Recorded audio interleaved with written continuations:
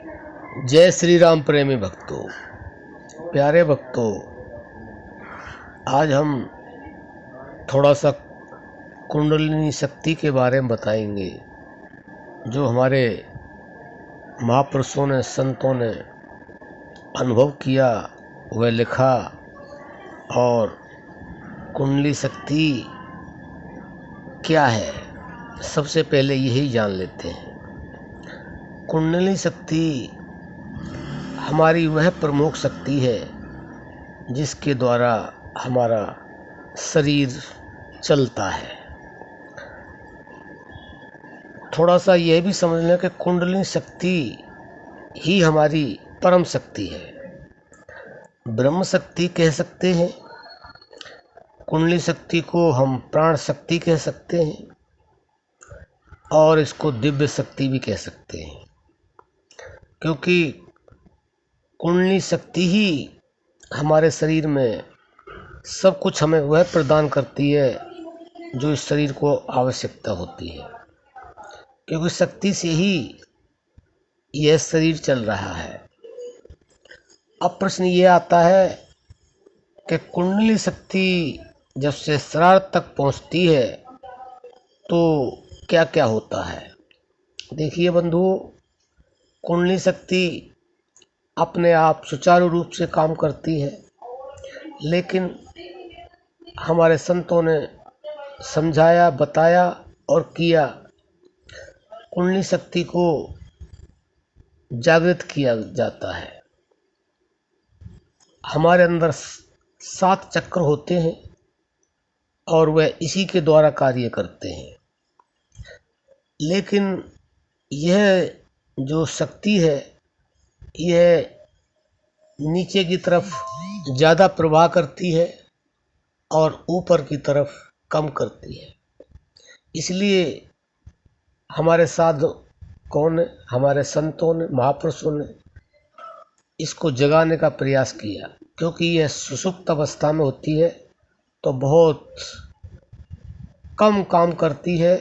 इस तरह से काम नहीं करती है जिस तरह से हम चाहते हैं।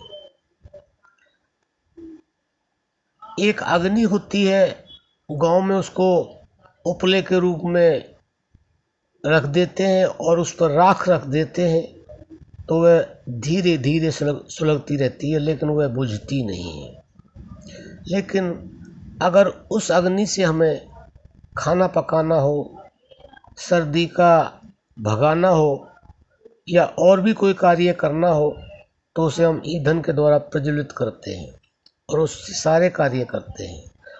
तो आपने देखा होगा इस संसार में बहुत मनुष्य इस तरह के हैं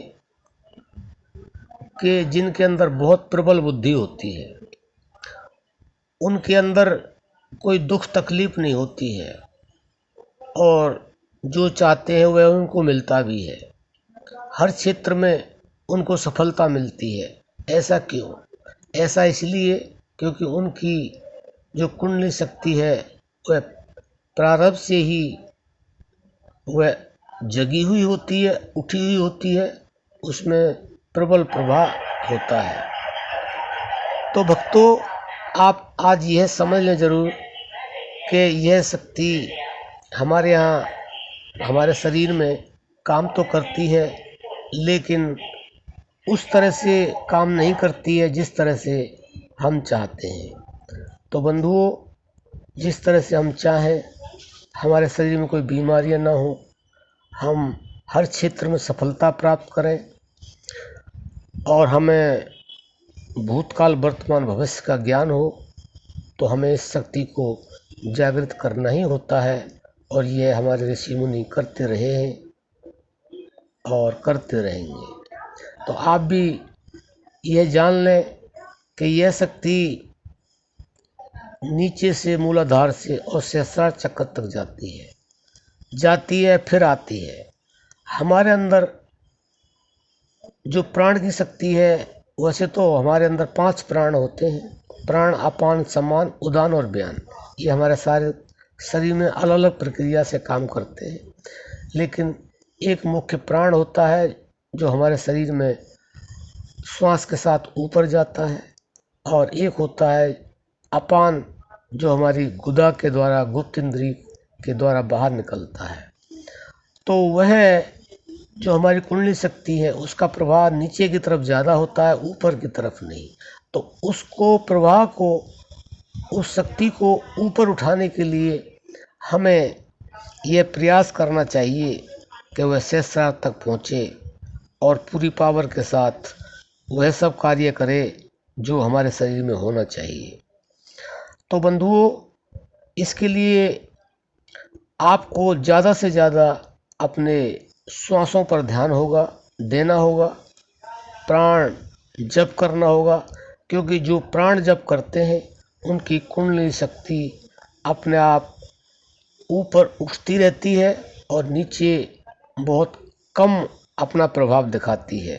और जितनी कुंडली शक्ति ऊपर की तरफ उठेगी उतना ही उसको आध्यात्म ज्ञान होगा, स्वस्थ शरीर रहेगा और बुद्धि तीव्रता से काम करेगी।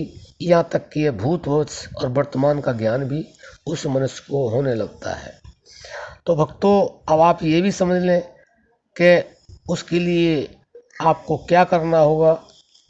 आपको यह करना होगा कि ज़्यादा से ज़्यादा आप अपने प्राण पर ध्यान दें, प्राण शक्ति को ज़्यादा से ज़्यादा उठाएं तो वह ऊपर उठने लगती है। और धीरे धीरे जैसे जैसे अभ्यास बढ़ता है ऐसे ऐसे वह जागृत होने लगती है। और जब पूर्णतः जागृत हो जाती है तो हर इंसान को कुछ भी ऐसा नहीं सोचना पड़ता है कि ये कार्य होगा या नहीं होगा, वह कार्य अपने आप होने लगते हैं। हर तरह, हर क्षेत्र में उसको सफलता मिलनी शुरू हो जाती है। और जब हमारे साधक या हमारे भक्त या संत महापुरुष उस शक्ति को ऊपर ठहराना चाहते हैं तो ऊपर ठहरा भी देते हैं। जब शक्ति को कुछ समय के लिए ऊपर सहस्रार में ठहराते हैं तो उनको वह अनुभव होते हैं जो एक आम इंसान को अनुभव नहीं होते। सृष्टि क्या है, सृष्टि कैसे बनी, सृष्टि कैसे पालन हो रही है, कैसे इसका संहार होता है, सृष्टि में क्या क्या है, वह सब नज़र आने लगता है। लेकिन ये इतना आसान नहीं है, इसके लिए पूरे अभ्यास की आवश्यकता है और एकाग्र मन की भी आवश्यकता है। और एकाग्र मन भी केवल और केवल प्राण जप से होता है। और एकाग्र मन के द्वारा जब इस शक्ति को ऊपर उठाया जाता है तो यह शक्ति सहस्रार तक पहुँच करके हमें वह अनुभव कराती है जो हमारी सोच से भी परे होता है।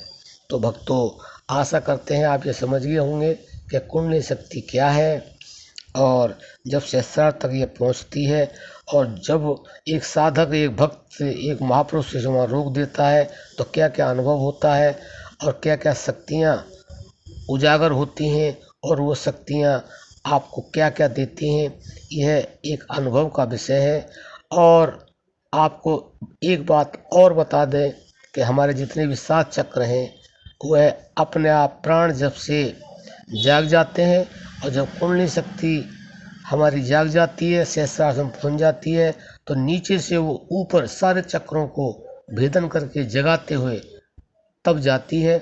तो अगर आपने अपनी कुंडली शक्ति को जगा लिया, कुंडली शक्ति को सहस्रार तक पहुंचा दिया, तो आप ये समझ लें आप एक बहुत ही सफल इंसान हैं और आपको वह प्राप्त होगा जो आपको चाहिए, जिसलिए आप इस मनुष्य शरीर को लेकर के इस दुनिया में आए हैं।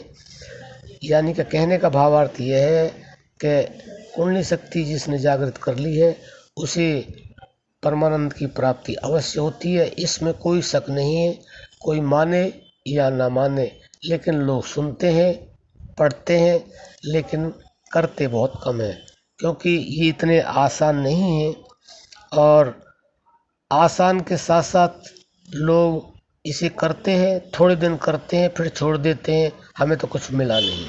देखिए, बिना समय के कुछ नहीं होता है, बिना अभ्यास के कुछ नहीं होता है। इसलिए आप केवल प्राण जप करें और अपनी कुंडली शक्ति को जागृत करें। और यह एक साथ होगा नहीं, धीरे धीरे होगा। और विश्वास रखें, जैसे आप अपने इस प्राण जप को बढ़ाएंगे, इस साधन को अपनाएंगे, तो एक समय ऐसा जरूर आएगा कि आपकी कुंडली शक्ति जागृत हो जाएगी, सहस्रार तक पहुंचेगी। और जब वहाँ रुकने लगेगी तो वहाँ रुकने का मतलब है उस परमात्मा का, उस दिव्य ब्रह्म शक्ति का, ब्रह्म का वहाँ साक्षात्कार होता है। और साक्षात्कार होने के बाद ही जो इंसान वहाँ पहुँच जाता है उसके कार्य सब शुभ होते हैं, अशुभ कुछ होता ही नहीं है। हर क्षेत्र में लाभ होता है, हानि होती नहीं है। हर क्षेत्र में उसका यश होता है, अपयश होता नहीं है। और सबसे बड़ी बात यह है, उसे दुख सुख से ऊपर उठने के बाद में उस आनंद की प्राप्ति होती है जो इस वाणी से वर्णन नहीं किया जा सकता है। जैसे गूंगा गुड़ खा करके बता नहीं सकता है, ऐसे ही जब कुंडली शक्ति सहस्रार तक पहुंचती है तो वह अपने आप में ही भक्त संत महापुरुष अनुभव करता है। और वह अनुभव करता है कि उसको वह बता नहीं सकता है। केवल इतना ही इशारा है कि कुंडली शक्ति को प्राण जप के द्वारा और आप जागृत करें, सहस्रार तक पहुँचाएं और अपने इस मनुष्य जीवन का आनंद लें और इसका लक्ष्य भी पूरा करें। अब हम अपनी वाणी को विश्राम देते हैं। जय श्री राम।